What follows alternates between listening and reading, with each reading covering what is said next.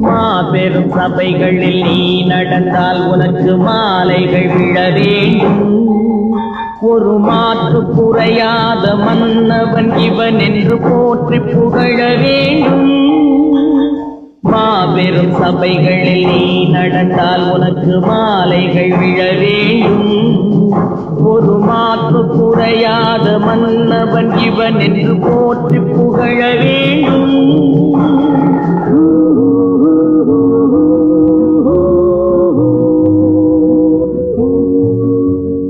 உன்னை அறிந்தால் நீ உன்னை அறிந்தால் உலகத்தில் போராடலாம். உயர்ந்தாலும் தாழ்ந்தாலும் தலை வணங்காமல் நீ வாழலாம்.